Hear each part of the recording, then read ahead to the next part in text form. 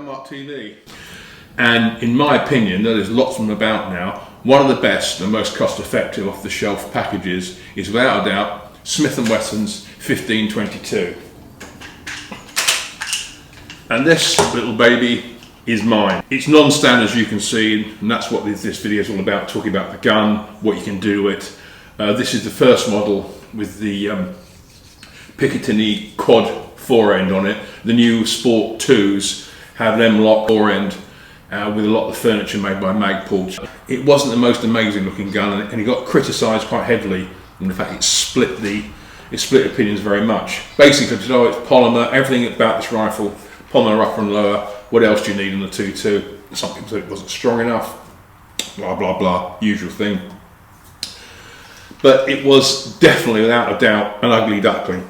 The good thing was that it came with iron sights from the box, Picatinny rails so you could put optics on it without problem, and nicely minded anyway. Came with two 25 round mags. I'm not sure if they get two today.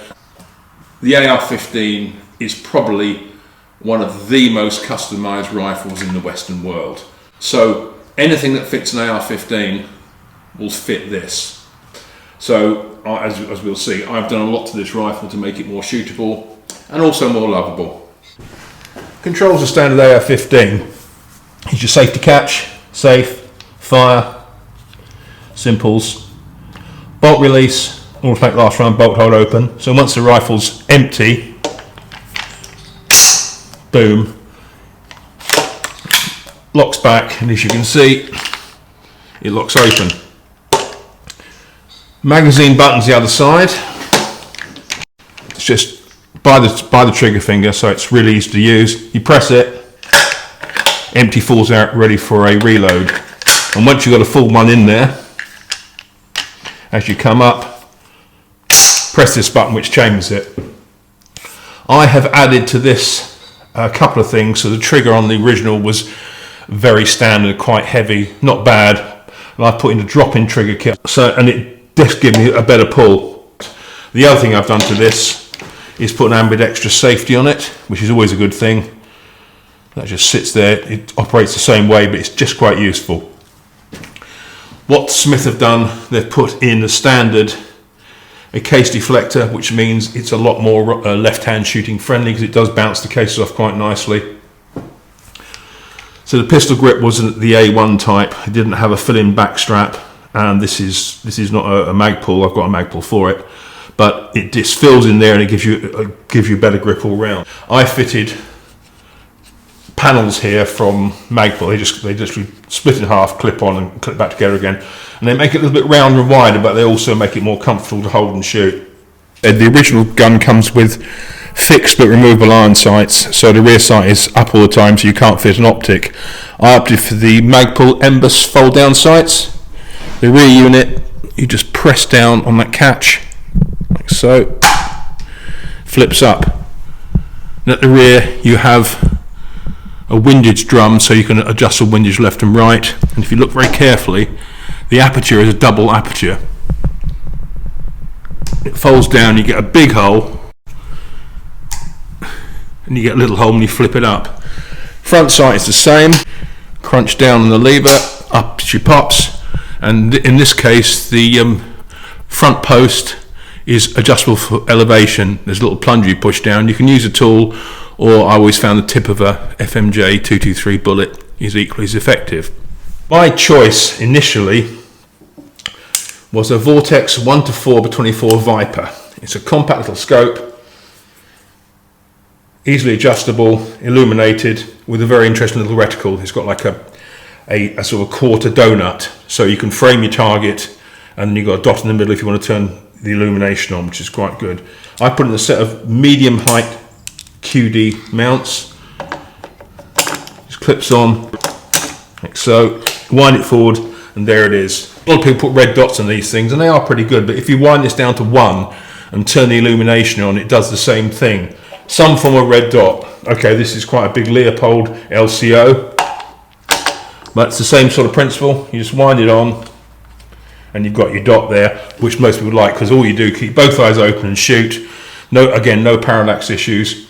Accessory wise, I do admit to going a little bit overboard, but then again, that's part of the fun of it, isn't it? Vertical foregrip. I love these on rifles of this nature, because they give good control when you're shooting unsupported. If you don't like that, some people don't, there's a thing called an angled foregrip. Magpul made the original one. As you can see, it replaces a forward grip, and there's a bit for your hand if you want it, and it slides onto the picketing rail at the bottom. Just remove everything else and put it on. I tried it, I didn't really like it. Magazine wise, the gun, mine came with a 25 rounder there, but you also get a 10 for it. I find the 10s are great for hunting because you don't need 25 rounds in a gun. With a pull down button which makes loading easy, removable magazine bases. Overall, very good reliable magazines. For hunting, I use a silencer. My ammo of choice is Winchester 42 grain max hollow point. Brilliant piece of kit. This is an ATEC MMC 4 rimfire, and it's got 4 baffles which you can unscrew, so you can reduce the length or keep it full length, and you can increase or decrease the moderator effectiveness, which is pretty good.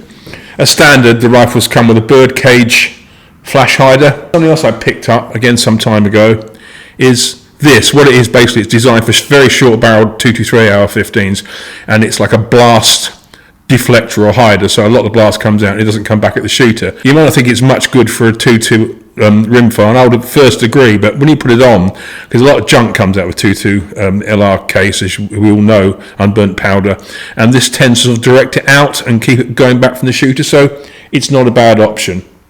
Bipod wise, I've gone with 2 here. This one is the Magpul, and it screws on, so it's not easy on, easy off like a lot of bipods, which is the only thing I don't like about it.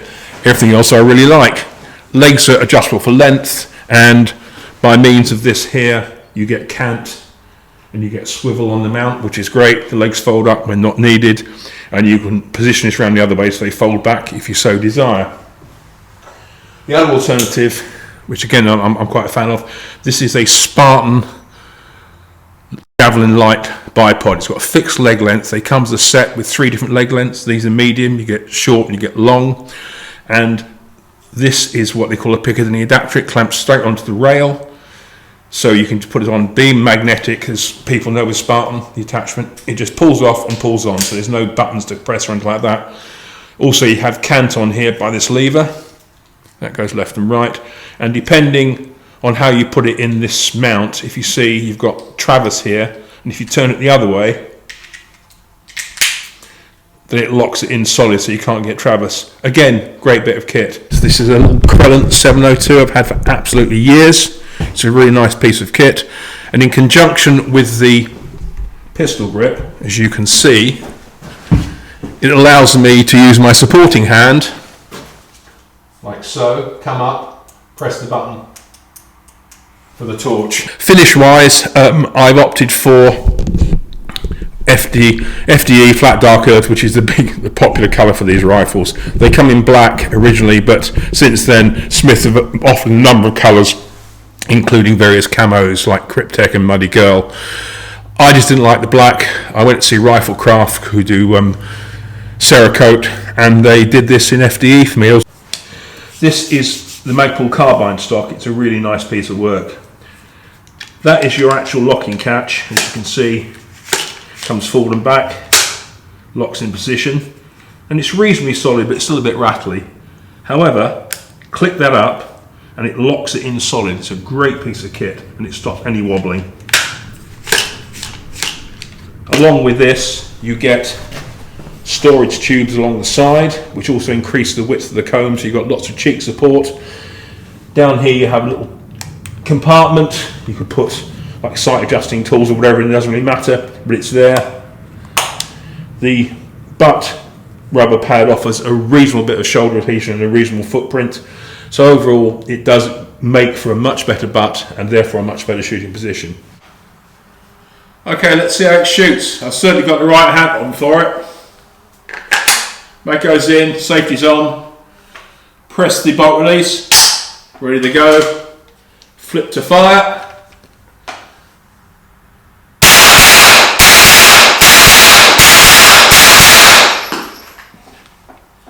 We're empty, as all AR-15s.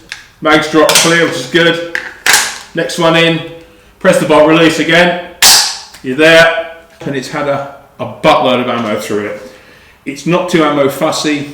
On average, I can get to about 400 rounds between cleaning because these things do clog up eventually. Things like standard ammunition.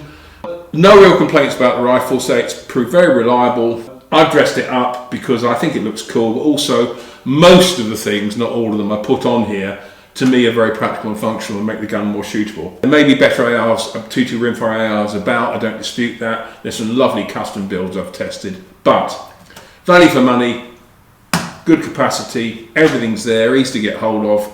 I don't think you can beat the Smith & Wesson 1522. Okay, I hope you like that because I enjoyed doing it, as I always do, because I'm that sad. So, support the site, tell your mates, comment, and if you want to speak to me, it's the usual palaver, pmall.shootingsports@gmail.com. And I'll see you later, so safe shooting.